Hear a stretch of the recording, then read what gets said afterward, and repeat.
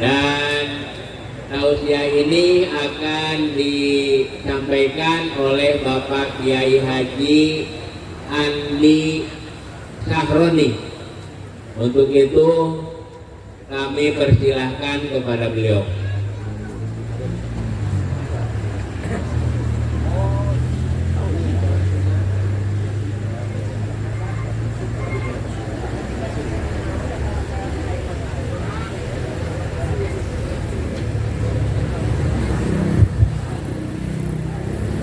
Assalamualaikum warahmatullahi wabarakatuh.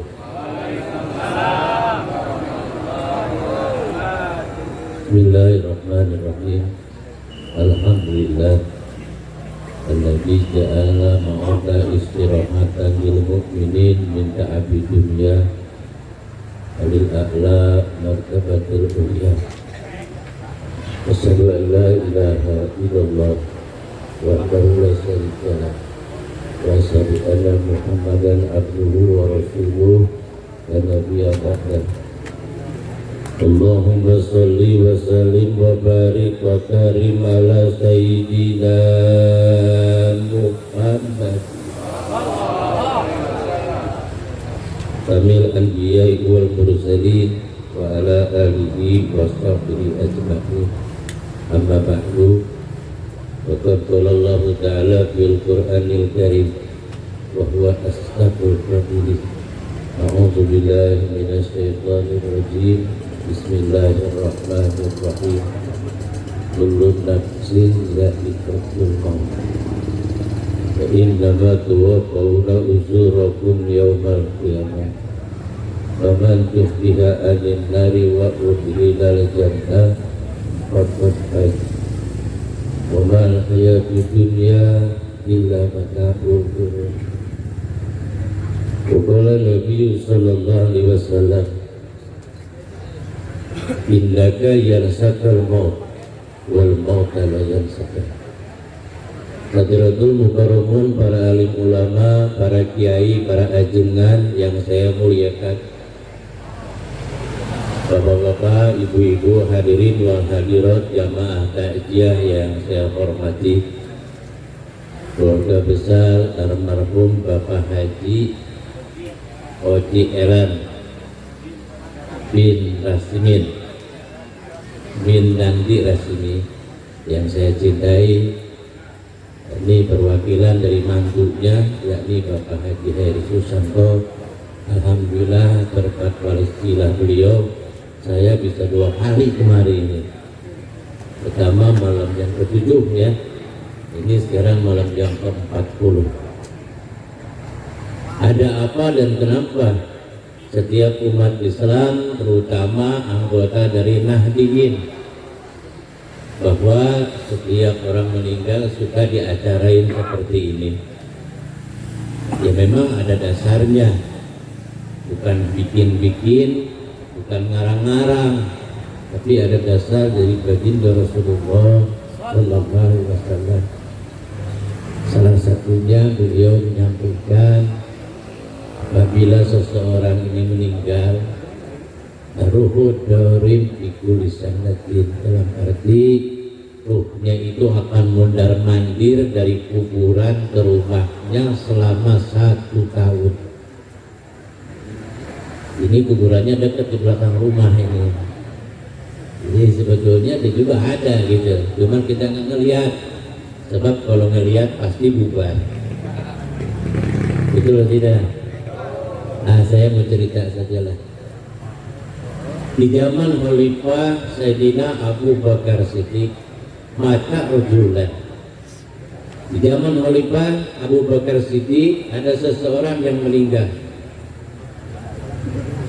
Faqamu ila sholatihi, maka akan disolatkan. Karena kewajiban yang meninggal cuma 4. Pertama dimandiin, kedua diapanin, ketiga disolatin, keempat dibiarin. Ketika ini mau disolatin, saudara, begitu mau disolatin, Fataharaka kafanahu, bergerak mayitnya saudara. Mayitnya hirup deui. Saya tanya orang sini, lamun urang rek nyolatkeun mayit, eta tiba-tiba mayit teh bergerak, kaget teu? Kaget teu?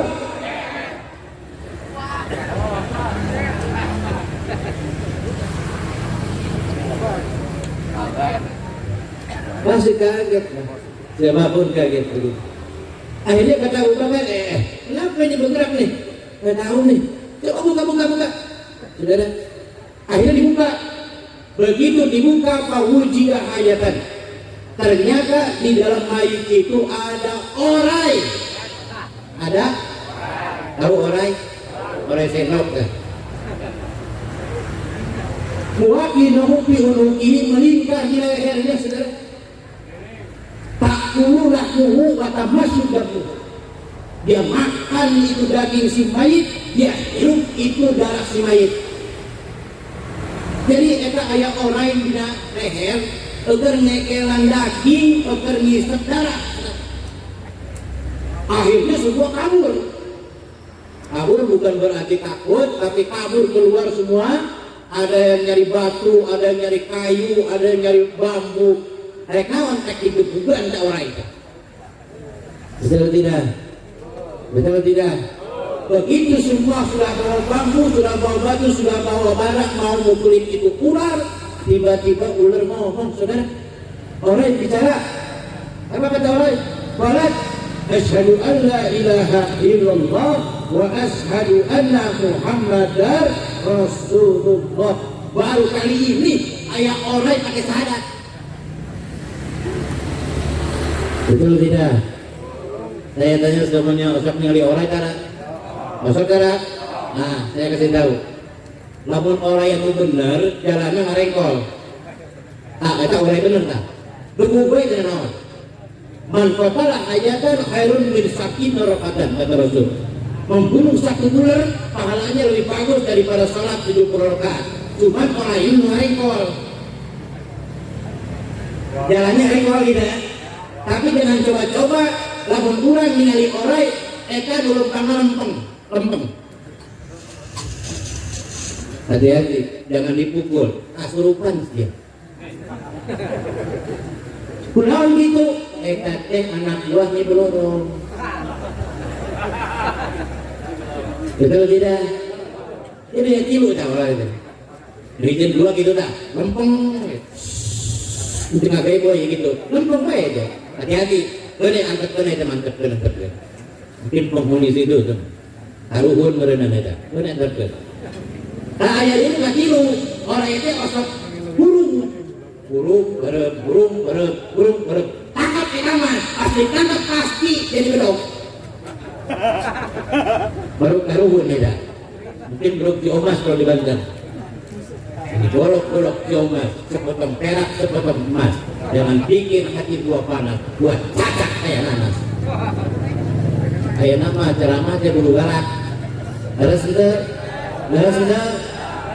Hati kali itu bukan kali si enol eta, air musuh. Betul tidak? Kafir. Belum. Ini masih pemanasan cuma belum keluar kopi. Kalau udah sakit pasti keluar kopi sudah. Betul tidak? Tidak tadi kopi teh hidup dulu ya kan. Subhanallah saudara. Begitu artinya mau dipukul sama masa yang nyolatin tersebut, orang itu bicara asyhadu an la ilaha illallah wa asyhadu anna Muhammadar Rasulullah la taqtulunani fa syahidan wala khata'an. Ular bicara, kata orang kenapa membunuh saya? Apa dosa saya? Apa salah saya? Kok dibunuh? Fa inna Allah ta'ala amaroni an u'adzibahu. Aku diperintah oleh Allah untuk nyiksa orang ini dari hari sekarang mati hingga yaumil kiamat sampai hari kiamat. Dimakan dagingnya, dihisap darahnya. Tidak Abu Bakar maju saudara. Kata Abu Bakar, ya hayat madar buhu ular, apa dosanya orang ini sampai begini luar biasa? Saya baru menyaksikan kali ini ada orang yang mau disolatin, tahu-tahu di dalamnya ada ular, dan ular itu lagi makan dagingnya dan kisah darahnya. Kenapa orang ini? Itu ular bicara, dan buhu salah satu dosanya 3. Orang ini dosanya 3, sehingga matinya dagingnya dimakan ular, darahnya disek ular. Hanya keluarga nih kalau ayah itu masuk. Baik Ustaz mereka gampang itu, jangan mau dibungkus. Jelas sudah.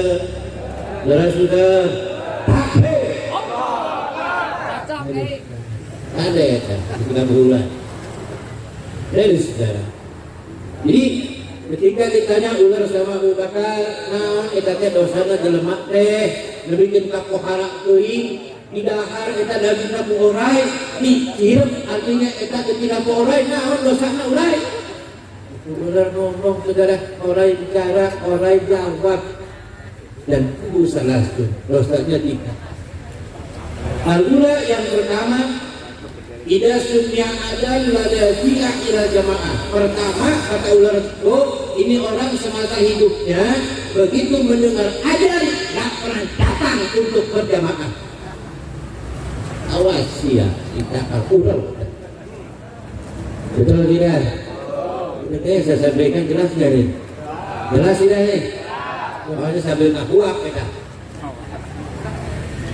Jadi yang pertama kata ular tersebut, dosanya orang ini manakala dia dengar azan tapi gak pernah mau datang untuk berjamaah. Saudara, tempo hari saudara ada yang melarang azan, betul tidak? Betul tidak? Melarang azan pakai speaker, betul tidak? Alhamdulillah kita lawan semuanya saudara, sehingga itu tidak dijadikan satu peraturan saudara. Betul tidak? Makanya di sini juga saya tanya nih orang-orang apabila di masjid di musola nggak boleh adzan, diamin apa lawan? Diamin apa lawan? Jarak yang kompak, diamin apa lawan? Sallu ala nabi. Allahumma shalli wa barik alaihi. Apa kan betul? Betul. Dipastikan kan? Resek lah itu paham, resek. Padahal mana nyakon resek itu. Subhanallah. Ini saudara yang pertama, orang ini dengar adzan tapi gak mau datang ke masjid atau ke musola tanpa udzur, tanpa alasan. Tapi ya kadang-kadang kita juga suka perhatiin dulu juga saudara, yang adzan juga mesti betul, mesti benar, adzannya harus pas. Terutama ketika hayya 'alal falah. Ini hanya kecil saudara. Hayya 'alal falah. Kecil, kalau hak kecil artinya kebahagiaan. Mari kita datang kebahagiaan. Sini. Kalau pengen bahagia, seolah-olah begitu kata Allah. Hati-hati dengan salah huruf. Kalau belakangnya hak besar, ini salah. Hayya 'alal falah. Beda artinya. Kalau hak kecil kebahagiaan, kalau hak besar sawah. Ini ketika yang adzan ngomong hayya 'alal falah, mari kita ke sawah. Boleh jadi di musola sepi, boleh jadi masjid jadi sepi, orang disuruh ke sawah. Betul tidak? Betul tidak? Ini ya. Jadi oleh karena ini dosa yang pertama kata ular, sehingga aku diutus oleh Allah Subhanahu wa taala. Dia ngaku Islam, dia ngaku sebagai orang beriman, dia ngaku sebagai umat baginda Rasulullah SAW, tapi dia tidak menjalankan syariat Islamnya saudara. Betul tidak? Sekarang ini sudah banyak umat Islam yang melecehkan agamanya sendiri saudara. Betul? Betul. Saya gak heran kalau ada non-muslim menjelekan Islam, saya gak heran. Kalau ada non-muslim mencurigai Islam, saya gak heran. Betul? Tapi ini luar biasa sekarang ini. Umat Islam sendiri, saudara, bahkan dia punya pimpinan, bahwa dia punya jabatan, kok dia curiga sama orang Islam, saudara? Bahwa yang hafiz Quran bisa radikal, bahwa ustaz dan kiai katanya penyebar radikal. Innalillahi wa inna ilaihi raji'un. Jadi ini pertanyaan bukan saya saja, orang-orang Hindu, orang Buddha, orang Kristen ngomong, saudara. Kata orang Hindu, saya agama Hindu, saya belum pernah curigain orang Hindu. Saya orang Kristen belum pernah menjelek-jelekin Kristen, mencurigain orang Kristen. Hanya Islam aja. Ya agamanya Islam, betul tidak? Tapi kenapa dicurigai sama orang Islam? Tega betul itu orang saudara. Umat Islam yang hafal Quran dicurigain radikal, orang yang rajin ke masjid dicurigain radikal. Ada apa ini semua? Betul tidak? Dan ini menjadi PR bagi kita semuanya. Umat Islam mesti kompak dan bersatu. Benar? Siap kompak, siap bersatu, siap tidak habaib, siap tidak ulama, siap tidak ajengan. Takbir! Hati-hati sekarang ini. Kan kata ular tadi bahwa dosanya orang ini yang pertama dengar azan gak mau datang ke musola dan gak mau datang ke masjid. Sehingga ular diperintahkan oleh Allah untuk makan semacam demikian. Ini luar biasa. Dosa ini, dan yang kedua kata ular ini apa dosanya orang ini? Yang keduanya dosanya layak rujuk malum min zakatihi, tidak pernah mengeluarkan zakat. Manakala dia punya harta sudah disop dan sudah haus tapi tidak mengeluarkan zakat, bagiannya ular yang tadi. Innalillahi wa inna ilaihi raji'un. Zakat mesti dikeluarkan karena itu ada hak fakir miskin. Cuman kadang-kadang zakat ini kan kalau orang yang ngaji ya itu tahu aturan. Pertama harus benar ukurannya, kedua harus tepat sasarannya. Ukurannya ya 2,5%, betul? Betul. Sasarannya fakir dan miskin, 8 asnaf. Ini kadang-kadang enggak saudara. Jadi kalau umpamanya kita punya duit 1 miliar, saya tanya zakatnya berapa? 1 miliar zakatnya berapa? 25 juta. Jadi kalau orang ini punya duit 4 miliar, berarti zakatnya 100 juta. Itu ukurannya 2,5%. Satu. Yang kedua, sasarannya mesti yang 8 asnaf. Mungkin 8 nggak ada di kita ini, cuma ada beberapa saja. Fakir miskin, sabilillah, gitu ya, sama mualaf, amilin bukan amil itu ya, amilin, gitu. Dan yang lain-lainnya. Cuma yang ada paling 2 atau 3 saja. Betul tidak? Ini kadang-kadang kan enggak enak, saya nggak zakat diberikan ke masjid, zakat dikasih ke musola, zakat dikasih ke majlis taklim, zakat dikasih ke pesantren. Mohon maaf nggak jadi saudara. Kenapa? Masjid, musola, majlis taklim, pesantren tidak berhak menerima zakat. Betul? Betul. Tidak berhak menerima zakat fakir dan miskin. Ini dikasih ke masjid, 5 juta masjid. Majlis taklim 5 juta, pesantren 5 juta, musola 5 juta, baru 20. Beda. Karena ukurannya kalau 4 miliar harus 100 juta, sasarannya kudu tepat, fakir dan miskin. Hati-hati. Kalau emas, umpamanya emas juga kan begitu, mesti dikeluarkan zakatnya. Manakala emas ini ditaruh tidak dipakai, begitu. Terus kalau dipakai nggak usah pakai zakat. Misalkan kita punya emas 2 kilo dipakai, dia seueur emasnya sininya, seueur emasnya, emas Cilacap di Mesirnya, 60 kilogram, emas Joko, emas Budi ada semua. Aneh, Masya Allah. Ya, apalagi laki-laki nggak boleh haram pakai emas. Ya boleh pakai emas perempuan, saudara, ibu-ibu perempuan itu sudah pakai emas. Nah, sehingga ini hadis Rasul kok begini gitu, laki-laki nggak boleh pakai emas, kok perempuan pakai emas.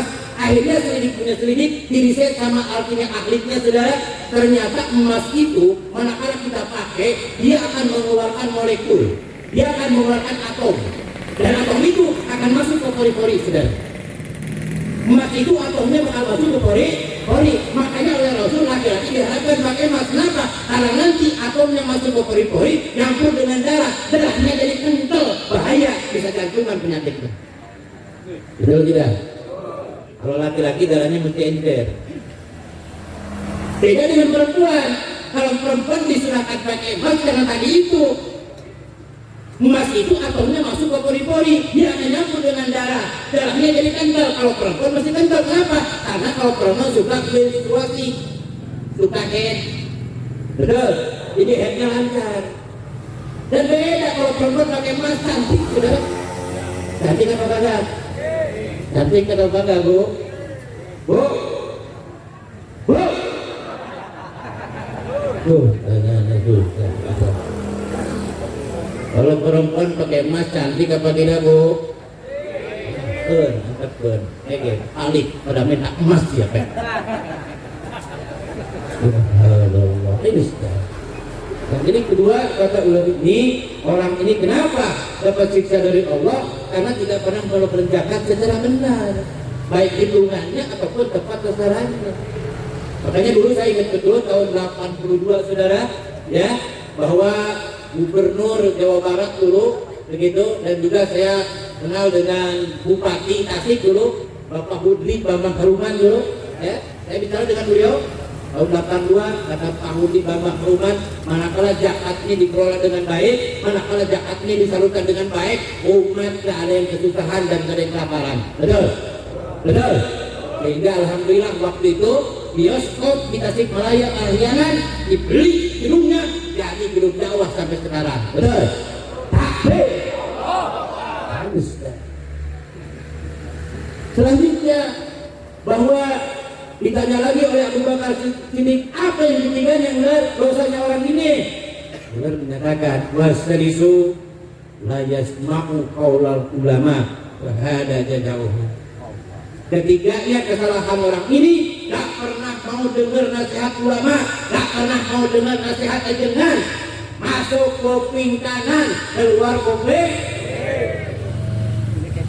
Bagiannya orang ini sebetulnya keadaan situasi kondisi sekarang ini kenapa? Gara-gara rakyatnya nggak dengar ulama. Betul? Ini akibatnya. Kalau dulu Anda mendengar cerita ulama, kalau dulu Anda mengikuti instruksi ulama, hal seperti ini, betul. Ulama gak bakal menyengsarakan rakyatnya, ulama gak bakal menyengsarakan artinya anak buahnya, ulama gak bakal menyengsarakan umatnya, saudara. Betul. Karena ulama sudah dididik sebagai warasatul anbiya yang dididik oleh baginda Rasulullah sallallahu alaihi wasallam. Adang-adang para kiai, para ajengan, para habaib dididik ke kebagian, yang penting jamaahnya. Betul. Dia ulama katakan tan menang kita. Itu harus duluan. Betul tidak? Ulama macam menang aja. Kita harus menang kita. Amplopnya aku saja. Alhamdulillah, abi dajan.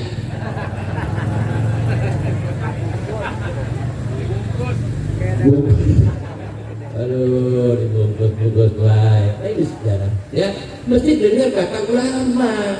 Hari kita sekarang mempunyai imam besar umat Islam Indonesia, yang mana masih ada istiqomah dalam perjuangan saudara. Sampai detik ini, sampai hari ini, beliau berjuang untuk agama, beliau berjuang untuk umat. Kenapa? Karena melihat umat Islam, karena melihat para dai, karena melihat para kiai, karena melihat para ajaran selalu dilecehkan saudara. Betul tidak? Betul tidak? Cuma dianggap jadi belahan pil doang, ada panas disuruh nyemprot ulama, disuruh datang ke ajengan suka misahin unggul. Betul. Percis ajengan seperti daun salam. Nyaho daun salam, terang daun salam, betul nyayurnya. Kami pada nyayur kan kayak daun salam. Oh, kemana kita daun salam cari. Jangankan yang masih kata, yang kering nih untuk sayur. Supaya apa? Supaya enak. Betul. Tapi setelah makan itu sayur, saya tanya daun salamnya dikemanain? Daun salamnya kemanain? Dibuang, saudara. Oleh karena demikian, bahwa ini menjadikan salah satu daripada tanda-tanda kita semua, saudara. Sekarang ini sudah jelas dan artinya gamblang, real, sangat artinya jelas, sangat jelas semuanya. Bahwa ini adalah kesalahan kita semuanya. Karena tidak mendengarkan nasihat ulama. Jadi ini saudara. Yang ketiganya bahwa artinya orang ini ya tidak mendengarkan nasihat ulama. Dinasihatin ulama gak pernah artinya mau tahu. Silakan Abah, silakan. Ya. Mangga.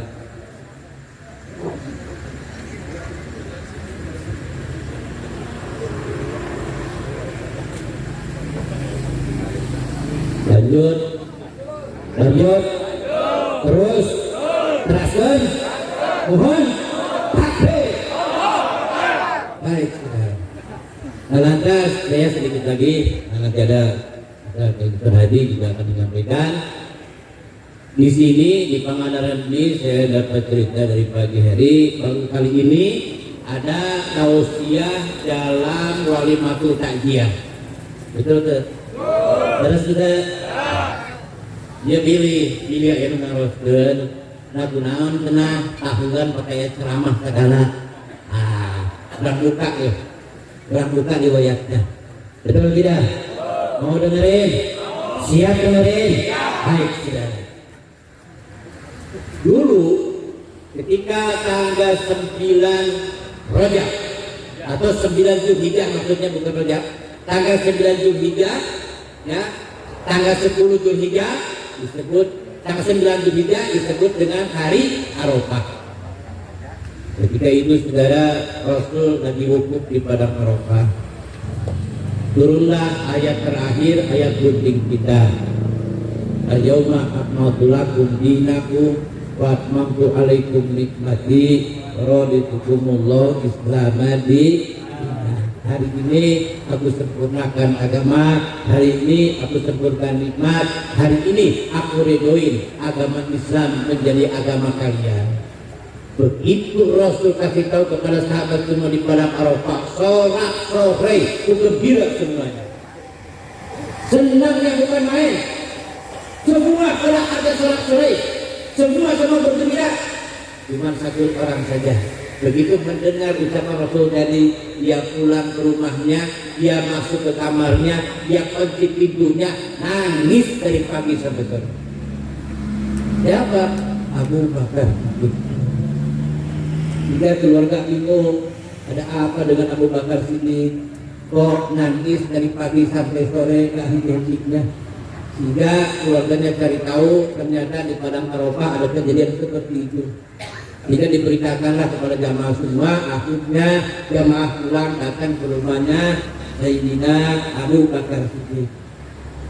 Ngobrol dengan jamaah, Abu Bakar, kenapa anda ini kunaon? Pakai sedih, batu rumah girangnya, batu rumah bunga, dia malah sedih. Kudu bunga orang, agama sudah diridhoin sama Allah, Islam sudah disempurnakan, nikmat sudah disempurnakan, kudu bunga, dia malah kakeri, kunaon? Apa kata Abu Bakar? Kamu nggak tahu, kalau saya tahu. Kenapa? Ini adalah gejala yang mana Rasul bakal pulang. Rasul itu diutus oleh Allah, wa ma bu'istum ila liutamamna makarimal akhlak. Rasul itu diutus untuk menyempurnakan akhlak dan sebagainya. Artinya Rasul itu untuk menyempurnakan.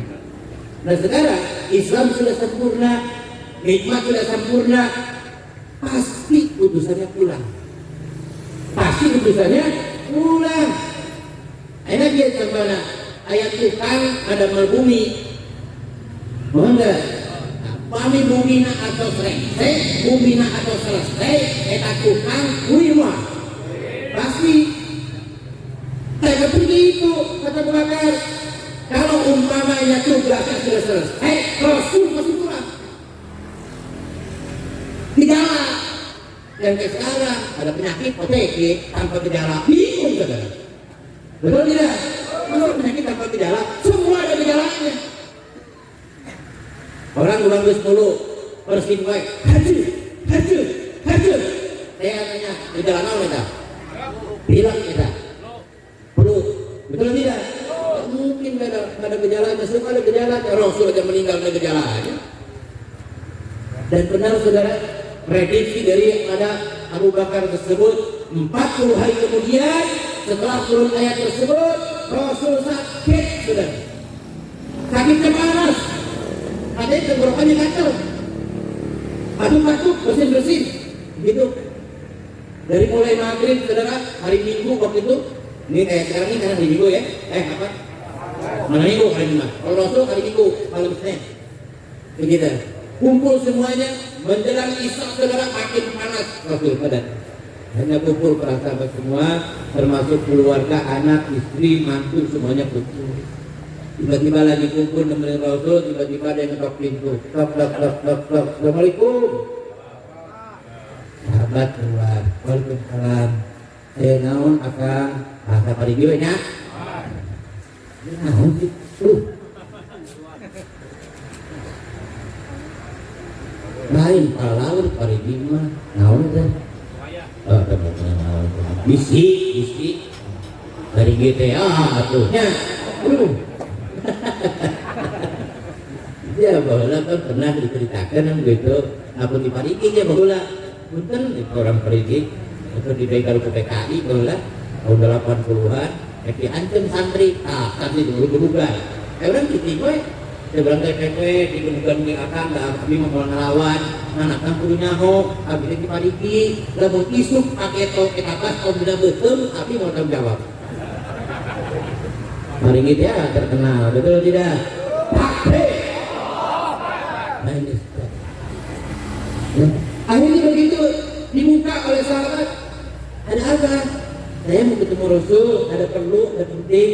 Kata sahabat, mohon maaf, Rasulnya lagi sakit. Kalau ada penting, ada urusan, nanti aja besok saya datang lagi.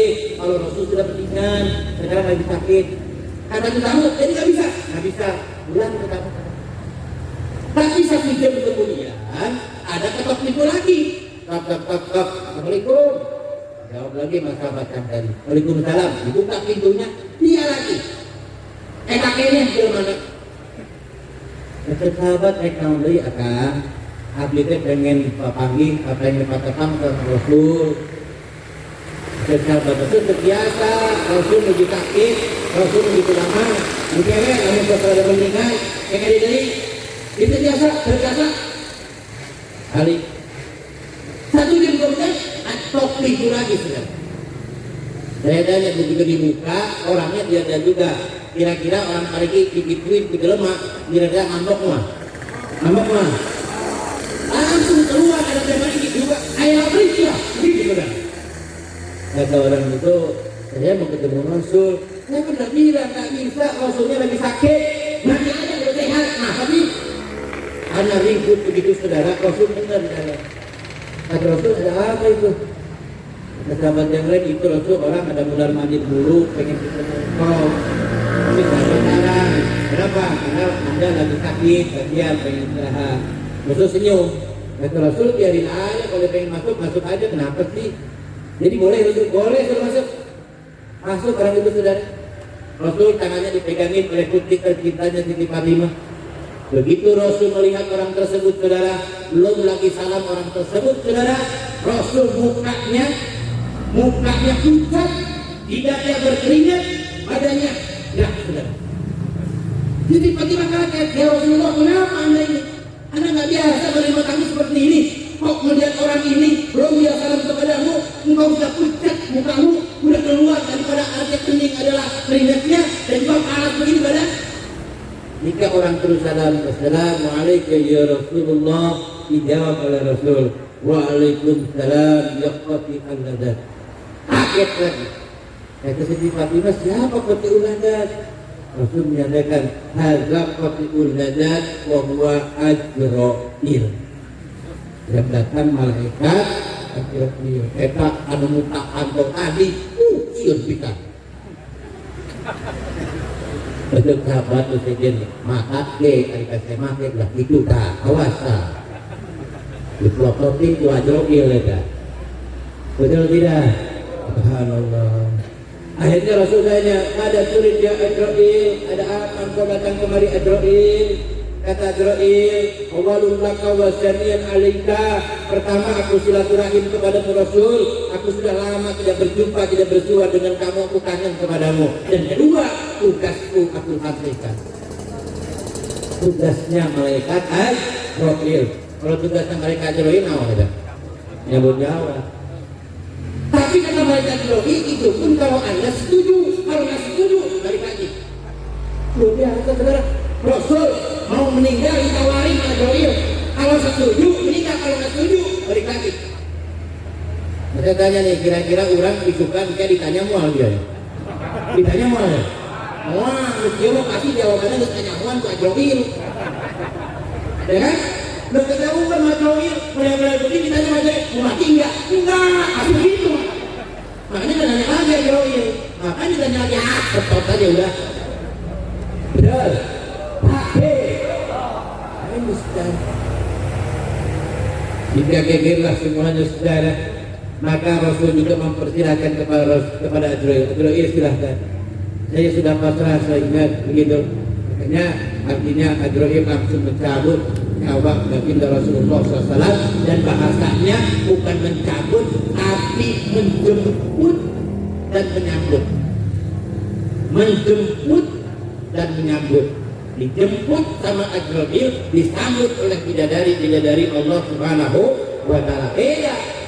Dijemput dan disambut beda dengan disambut. Betul tidak? Saya kesini dijemput, alhamdulillah.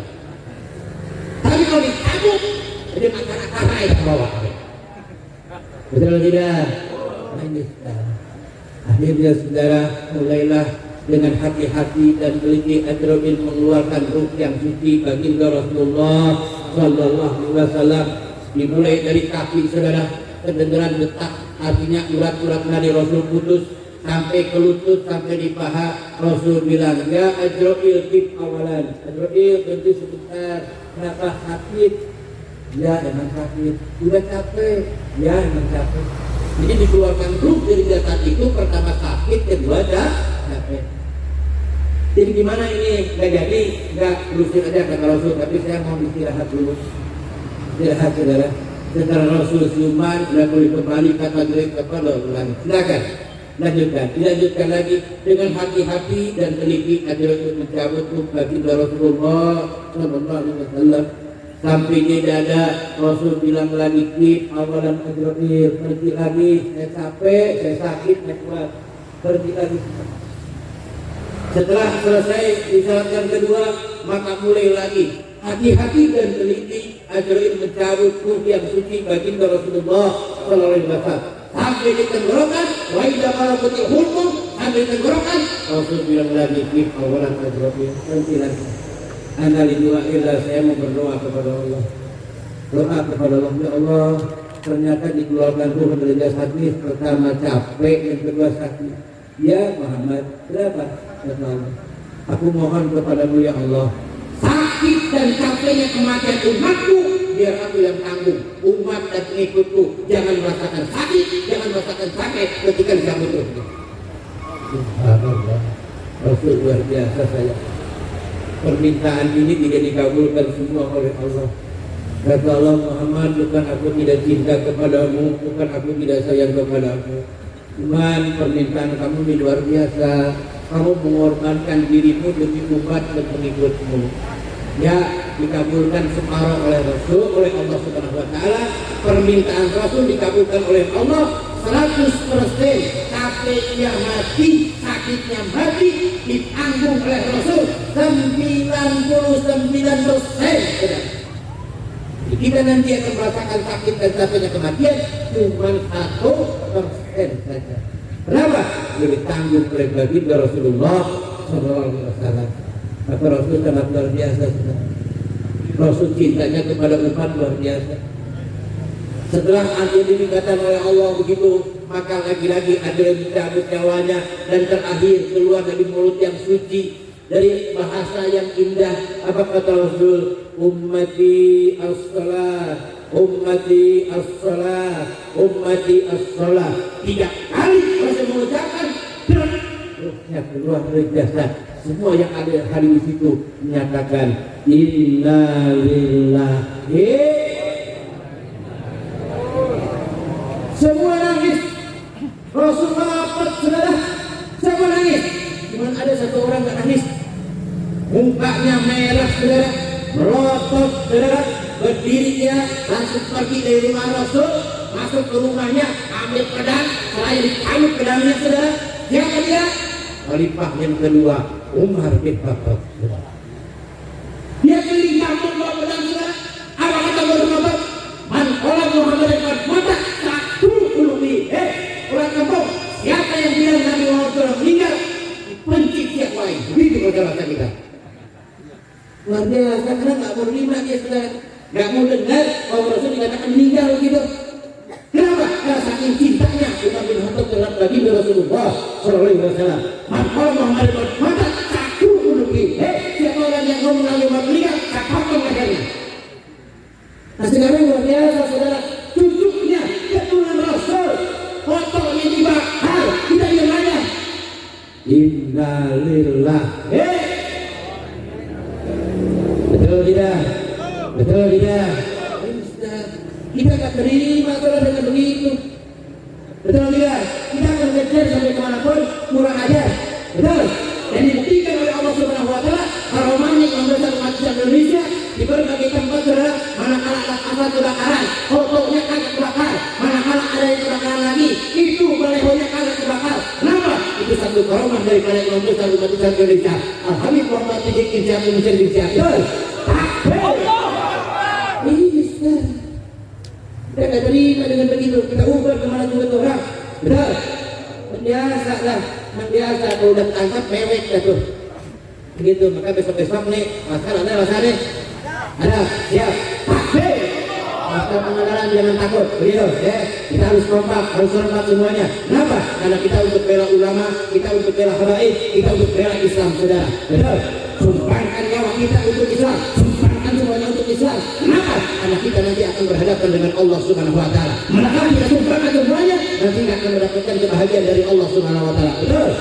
Siap kompak, siap bersatu. Takbir. Sallu ala Nabi. Allahumma shalli wa sallim wa barik alaihi. Oh, keluarga ya. Anggur, alhamdulillah. Kopinya jajan. Nah. Itu sekarang itu luar biasa. Nah ini Umar bin Khattab saudara, feelingnya ampun bawa pedang sehingga sahabat semua prihatin saudara. Akhirnya berbicara dengan Abu Bakar. Abu Bakar di mana? Ya sudah, nanti sepeninggal Rasul sudah kita makamin, maka Rasul dimakamkan di Masjid Nabawi Madinah sampai sekarang. Benar? Benar? Pengen ke sana semuanya? Pengen ke sana semuanya? Pengen dia ke makam Rasul? Pengen dia ke makam Rasul? Betul? Saya tanya punya duit gak? Gak doa, kita ngomong siap. Betul? Minta saya kepada Allah Subhanahu Wa Ta'ala. Insya Allah. Ini akan baiklah sudah kasarnya. Akan baiklah. Mudah-mudahan ini jadi kehidupan ini saudara. Akhirnya ngobrol dengan Abu Bakar. Kata Abu Bakar, ya di sana memang ada tahlilan, ada mendoakan. Adanya mendoakan. Jadi awalnya ini tuh acaranya ngedoain. Sesuai dengan hadisnya. Begitu. Idza mata ibnu Adam in qata amaluhu ila min salasin. Apabila seseorang meninggal putus amalnya kecuali 3. Karena amal ada 2, ada amal zahiriyah, ada amal batiniyah. Yang putus badannya. Zahiriyah yang putus. Mandi udah nggak bisa, sholat udah nggak bisa, pakai baju udah nggak bisa, betul? Itu putus. Tapi yang 3 masih hidup. Mana? Yang pertama, sedekahun jariyah. Sedekah masih berjalan. Maka ini saudara Bapak makan 1 suap, Bapak minum 1 teguk, itu pahalanya 10 buat almarhum Haji Oji Elan bin. Makanya sok semangat di dalam memayangnya. Terus luar biasa. Nah ini sudah. Itu lagi ya. Bahwa kata Abu Bakar ngedoain ya, di kita juga tadinya ngedoain, cuman kalau judulnya ngedoain kurang pas. Umpamanya gini, misalkan keluarganya mau dongkap, mereka mana? Mereka ngaduakeun anu geus pupus, pantes. Pantes deh? Pantes, karena wargina. Betul deh? Tapi kan yang kan semuanya wargina, tidak semua saudaranya ini kan. Ada orang lain juga, betul? Begitu, ada yang suka ke masjid, ada yang suka enggak. Betul? Itu sehingga kalau judulnya ngedoain kurang pantes. Begitu, sehingga diganti judulnya jadi tahlilan. Kenapa tahlilan? Karena di acara itu paling banyak dominasi dibaca lafaz tahlil. La ilaha illallah. Terus tadi ke Hambali gak banyak kan? Tempat saya 1000 baca. Dia tadi gua ya tuh. Wah, mau pasti kabur. Paling ini bagian aja nggak itu bilang, gitu. Allah, lagi sudah, ya. Bawa itu. Kata gua kan udah. Nanti kita lagi doain. Saya tausiah. Nah awal ini. Ketika kumpul para sahabat nanti saya tausiah. Undang tuh rumah juga biar datang ke situ. Nanti saya tausiah. Saya yang salah kata ulama. Ketika kumpul saudara setelah berdoakan bagi Rasul di makamnya saudara, maka Abu Bakar berdiri saudara mengajarkan akhir tausiah. Salah satu bahasa tausiah dari Abu Bakar begini saudara. Ya ayuhan nas, man ya'budu Muhammadan, anna Muhammadan qad mata. Wa man ya'budu Allah, inna Allah la yamutu abadan. Manusia, semuanya bangsa Arab, siapa yang menyembah Nabi Muhammad, Nabi Muhammad sudah meninggal. Tapi siapa yang menyembah Allah, Allah tidak akan meninggal selama-lamanya. Begitu mendengar tausiah dari Abu Bakar seperti itu, saudara, Umar bin Khattab sadar. Walaupun bagaimana kita cinta terhadap Rasul, walaupun bagaimana kita sayang terhadap Rasul, Allah lebih cinta, lebih sayang daripada kita. Betul, betul. Dia diambil oleh Allah. Dilemparkan pedangnya saudara, bertekuk depan Abu Bakar Siddiq, selaya terucap dari mulutnya, selaya nangis saudara.